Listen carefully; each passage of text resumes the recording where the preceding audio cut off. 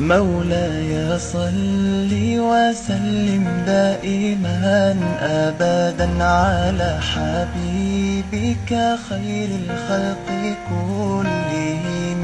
مولاي صل وسلم دائما أبدا على حبيبك خير الخلق كلهم. بسم اللہ الرحمن الرحیم نحمدہ ونصلی ونسلم علی رسولہ الکریم اما بعد. اللہم صلی علی سیدنا مولانا محمد وعلی آلہ وبارک وسلم صلاۃ وسلام علیک یا رسول اللہ. احباب گرامی، آج میں اس بات کو پیش خدمت کر رہا ہوں کہ قبروں پر جانے کے بعد، مزارات مقدسہ طیبہ طاہرہ پر جانے کے بعد جو کچھ بھی جانے والے پڑھتے ہیں اور ایصال ثواب کرتے ہیں، سلام کرتے ہیں، غرض کہ جو بھی اعمال کرتے ہیں، ان کا شعور صاحب قبر کو، صاحبان مزارات مقدسہ کو ہوتا ہے کہ نہیں ہوتا ہے؟ وہ سمجھتے ہیں کہ نہیں کہ کون آیا، کون گیا، کون کیا کر رہا ہے، ان باتوں کا شعور انہیں ہوتا ہے کہ نہیں ہوتا ہے؟ اس کے حوالے سے میں اس پر بات کروں گا. تو اس کا جواب یہ ہے کہ ہاں، اس بات کا شعور صاحبان مزارات کو ہوتا ہے کہ کون آیا، کون کیا کر رہا ہے اور کون کیا پڑھ رہا ہے، کیا کہہ رہا ہے. ان باتوں کا شعور ہوتا ہے. اسی لیے نبی صلی اللہ تعالیٰ علیہ وسلم نے اموات کی زیارت کو مشروع فرمایا. والتسلیم علیہم بصیغۃ الخطاب، اور صیغہ خطاب کے ساتھ ان کو سلام کرنے کو بھی مشروع فرمایا ہے. اگر وہ سنتے نہیں تو صیغہ خطاب کے ساتھ انہیں سلام کرنے کا حکم کیسے فرماتے؟ اور پھر مزارات کی زیارت کا حکم بھی کیوں فرماتے؟ جب کوئی فائدہ نہیں ہوتا، کوئی وہ سنتے ہی نہیں، تو پھر مزارات کی زیارت مشروع کیوں کرتے؟ اور پھر انہیں صیغہ خطاب کے ساتھ، یعنی السلام علیکم، یہ صیغہ خطاب ہے، آپ پر سلامتی ہو، تو یہ صیغہ خطاب کے ساتھ کیوں مشروع کیا جاتا؟ اب اس سلسلے میں دلیل اس پر وہ ہے جس کو ابن ابو الدنیا نے کتاب القبور میں حضرت عائشہ رضی اللہ تعالی عنہا سے روایت کیا. وہ کہتی ہیں کہ فرمایا رسول اللہ صلی اللہ تعالی علیہ وسلم نے، ما من رجل یزور قبر اخیہ وَيَجْلِسُ عِنْدَهُ إِلَّا اسْتَأْذَنَ بِهِ وَرَدَّ عَلَيْهِ حَتَّى يَقُومَ. یعنی کوئی بھی مرد جو اپنے بھائی کی قبر کی زیارت کرتا ہے اور اس کے پاس بیٹھتا ہے، تو وہ صاحب قبر اس بیٹھنے والے سے مانوس ہوتا ہے، انس حاصل کرتا ہے، اپنے اندر سکون محسوس کرتا ہے، اور اس جانے والے کے سلام کا وہ جواب بھی دیتا ہے. یہ حدیث شریف ہو گئی.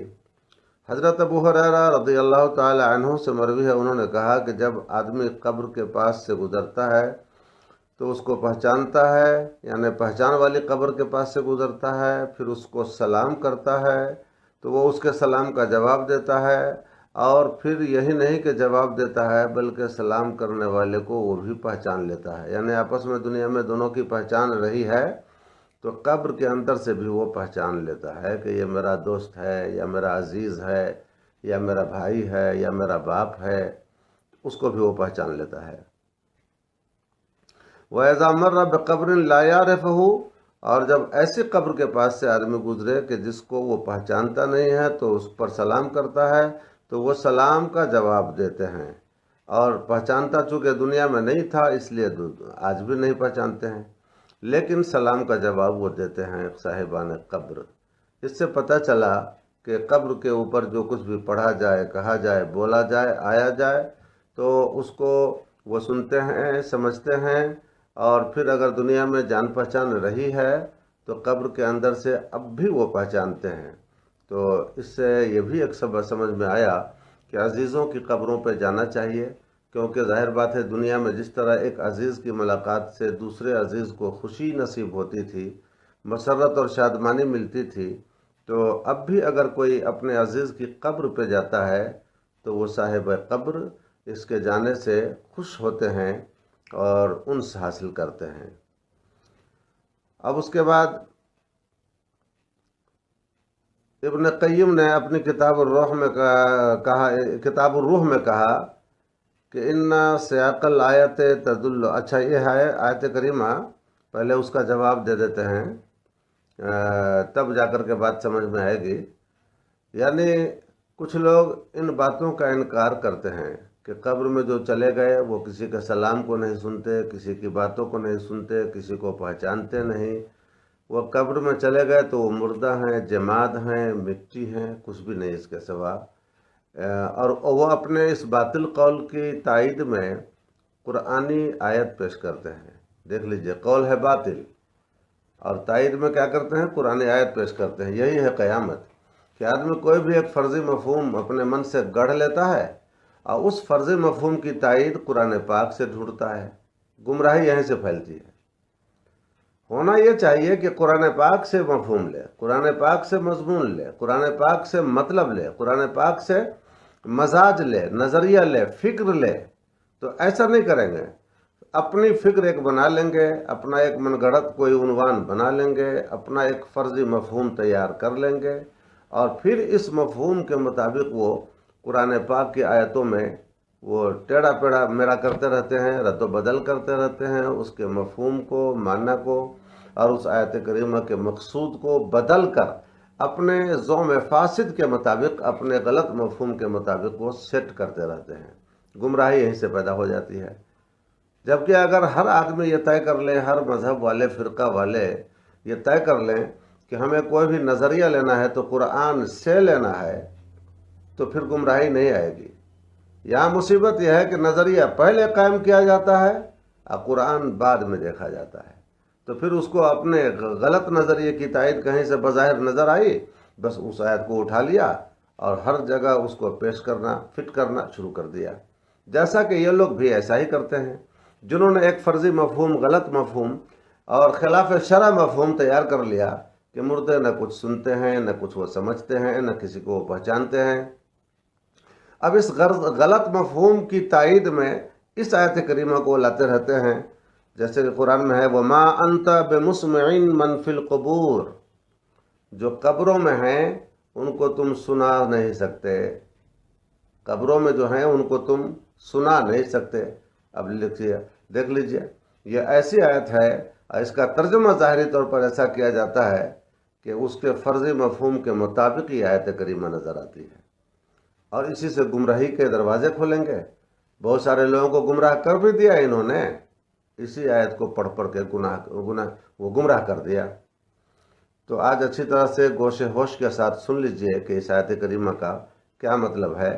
تو حضرت جناب ابن القیم نے کتاب الروح میں فرمایا ان سیاق الآیت تدل علی ان المراد ان الکافر المیت لا تقدر علی اسماعہ، یعنی میت اگر کافر ہے تو تم اس کے اسماع پر قادر نہیں ہو، یعنی اس کو سنانے پر قادر نہیں ہو۔ کیسا سنانا؟ اسماعا ينتفع بہ، ایسا سنانا جس سے نفع حاصل کیا جا سکے۔ اس سے ایک بات اور سمجھ میں آئی کہ نفس سماعت کا انکار نہیں ہے، بلکہ مخصوص سماعت کا انکار ہے، یعنی وہ سماعت، وہ سنانا یا وہ سننا جس سے نفع حاصل کیا جا سکے، اس کو سن کر کے نفع حاصل کرے تو ایسا سننا نہیں۔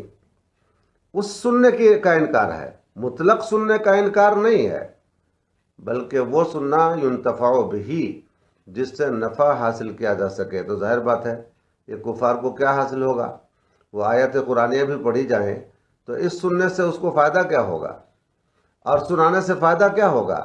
تو جس سننے کے بعد کچھ فائدہ نہیں حاصل ہو اس کو نہ سننا ہی کہا جاتا ہے، اس کو نہ سننے سے تعبیر کر دیا جاتا ہے۔ جیسے قرآن میں آیا صم بکم عمی، ان کے لیے آیا، ان کافروں کے لیے صم بکم عمی، یہ اندھے ہیں، گونگے ہیں، بہرے ہیں۔ تو کیا مطلب؟ واقعی میں وہ اندھے تھے؟ واقعی میں وہ گونگے تھے؟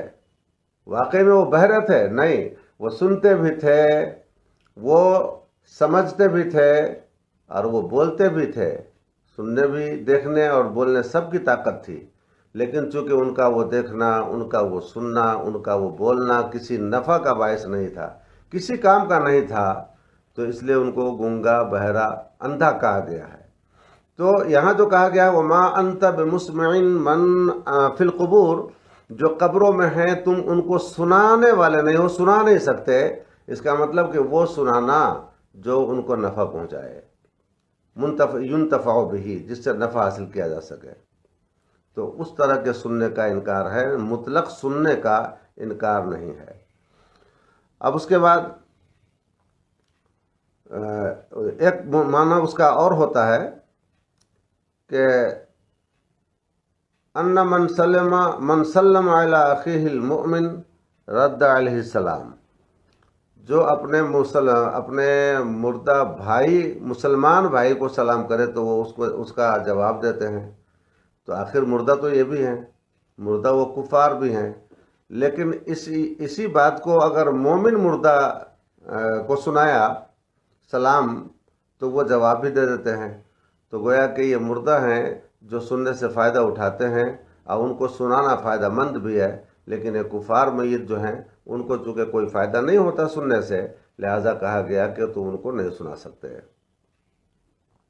امید ہے کہ بات سمجھ میں آ گئی ہوگی۔